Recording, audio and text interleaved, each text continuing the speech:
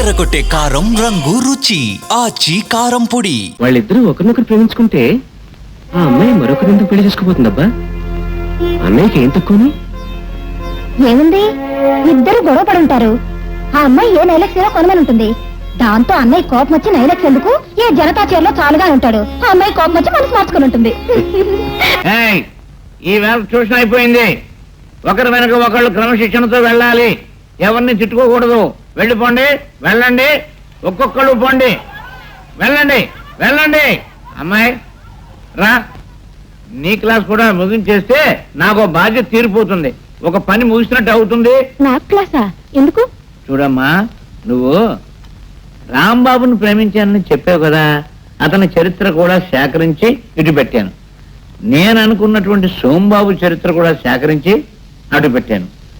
అవి నేను ఈ బోర్డు మీద నీకు ఎక్స్ప్లెయిన్ చేస్తాను.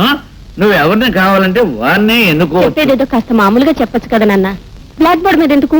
అమ్మా, నేను టీచర్ని కదా, బ్లాక్ బోర్డు మీద చాక్ పీస్ తోడి చెప్తేనే గాని చెప్పినట్టు నాకు అనిపించదు. మరి నా కర్మ, నేను ఏం చేయను అని చేత.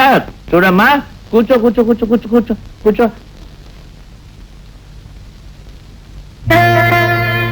ఇతను నువ్వు ప్రేమించిన రాంబాబు, అతని చరిత్ర.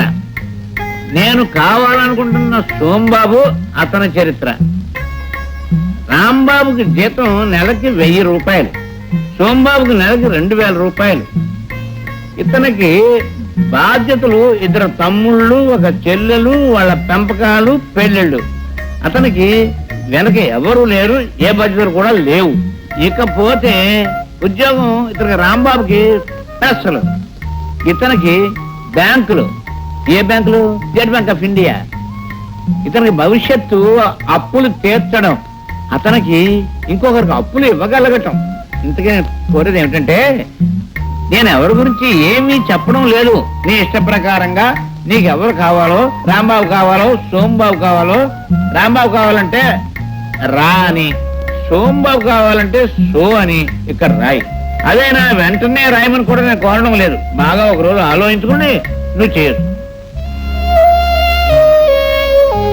విజయ, నాకు నీ స్నేహం పరిచయం లభించిన తర్వాతే కాస్త మనశ్శాంతి దొరికింది. నిరంతరం పోరాటం, నిత్యం సమస్యలతో సతమతమవుతున్న నాకు నీ ప్రేమ కోరం లాంటిది. అన్ని సమస్యలు ఉన్నాయా మీకు? సమస్యలు నా జీవితాన్ని గురించి ఉంటే నీకే ఆశ్చర్యం ఇస్తుంది. నాకు 6 ఏళ్ళ వయసు వచ్చేసరికి మా నాన్నగారు యాక్సిడెంట్లో చనిపోయారు. మా అమ్మ, 2 తమ్ముళ్ళు, చెల్లె. ఆ రోజు నుంచి మా కుటుంబ బాధ్యత అంతా నా మీద పడింది. చాలా పెద్ద పని. తమ్ముడు చదువుతున్నారు కదా? కాలేజీలో చదువుతున్నారు. అయితే వాళ్ళందరికీ చాలా ఖర్చు అవుతుందేమో? ఎంత లేదన్నా నెలకు 700 అవుతుంది. కాలేజీలు తెరిచారంటే 1000-2000 ఎక్కువ అవుతాయి. మరి చెల్లెలు పెళ్ళి? అది ఒక సమస్య. కట్నాలు కానుకలు ఏముంది, ఈ రోజుల్లో ఆడపిల్లకి పెళ్ళి ఎలా అవుతుంది? పెళ్లి చేయాలంటే కనీసం 10,000 కావాలి. అలానే తలుచుకున్న చాలా భయంగా ఉంటుంది. అప్పుడేనా? ఇక చాలు, లేవండి. విజయ, ఏమిటి ఆలోచిస్తున్నావు? అబ్బే ఏం లేదు. బ్రతుకులో కొన్ని సమస్యలు వస్తుంటాయి, తట్టుకోగలం. కానీ బ్రతికే సమస్య కాకూడదు కదా? ఏమిటి విజయ నువ్వు అనేది? అర్థం చేసుకోగలిగిన వాళ్ళకి చెప్పనవసరం లేదు, అర్థం చేసుకోలేని వాళ్ళకి చెప్పి ప్రయోజనం లేదు. వస్తాను. Excuse me. సారీ.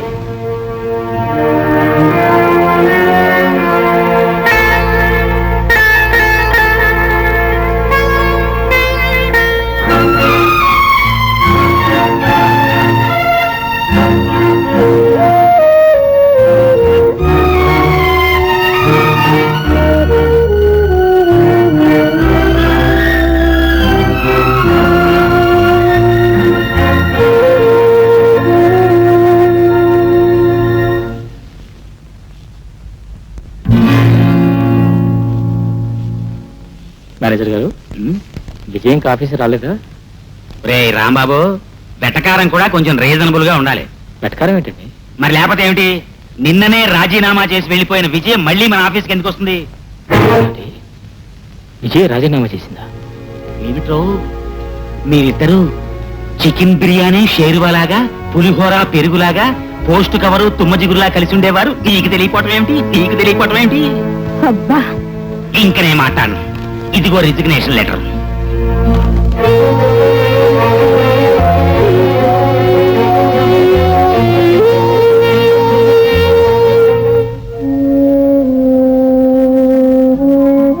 అన్నయ్య నీకు ఇన్విటేషన్ వచ్చింది. ఎక్కడి నుంచమ్మా? ఎవరన్నయ్య విజయ? విజయ అదే మా ఆఫీస్ లో పనిచేసే అమ్మాయి.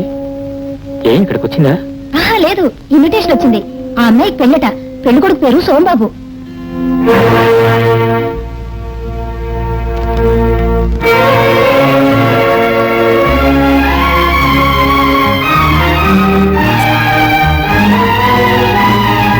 ఏమిటి విజయ నువ్వు అనేది? అర్థం చేసుకోగలిగిన వాళ్ళకి చెప్పనవసరం లేదు, అర్థం చేసుకోలేని వాళ్ళకి చెప్పు ప్రయోజనం లేదు. వస్తాను.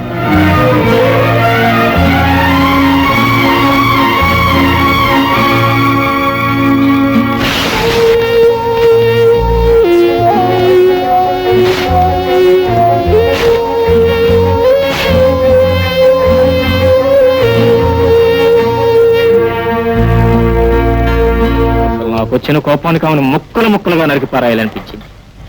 తర్వాత జైలు, వీలుంటే ఉరి. పిచ్చివాడ, శ్రీరామచంద్రుడు లాంటి వాడివే. దుర్యోధనుడిలాగా ఆలోచించకు. ఆవేశం తగ్గించుకుంటే ఆమె నీకెంతో ఉపకారం చేసిందో నీకే అర్థం అవుతుంది. ఉపకారం? అవును, పెళ్లి అవ్వకముందే ఆమె మనసు మార్చుకోవడం ఉపకారం కాదా? పెళ్లి అయ్యాకే ఆమె మనసు మార్చుకుని ఉంటే నీ బతుకు నలుగురిలో నవ్వుల పాలయ్యి ఉండేది. ఆ మాత్రం దానికి నాతో ఎందుకు స్నేహం పెంచుకోవాలి? ఎందుకు నన్ను ప్రేమించాలి? చూడు, మొదట నిజంగానే నువ్వు కావాలని, నీతో జీవితం పంచుకోవాలని ఆశపడి ఉండొచ్చు.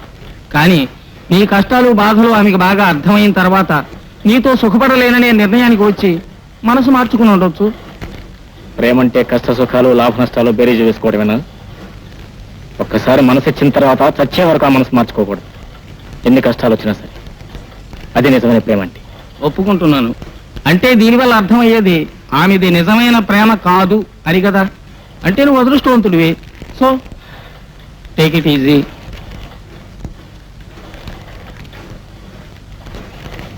థ్యాంక్స్, వస్తా.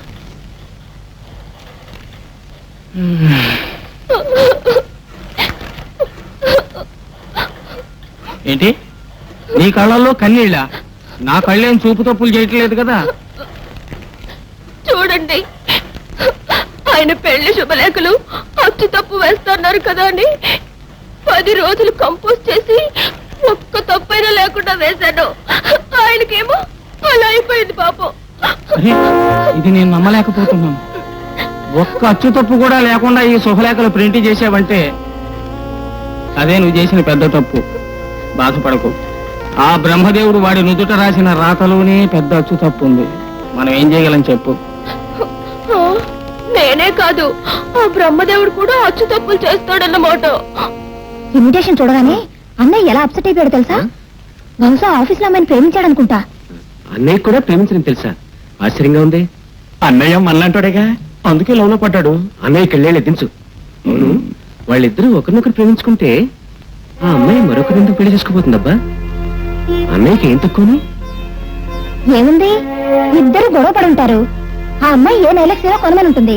దాంతో అన్నయ్య కోపం వచ్చి నైలెక్స్ ఎందుకు ఏ జనతా చీరలో చాలుగా ఉంటాడు. ఆ అమ్మాయి కోపం వచ్చి మనసు మార్చుకుని ఉంటుంది.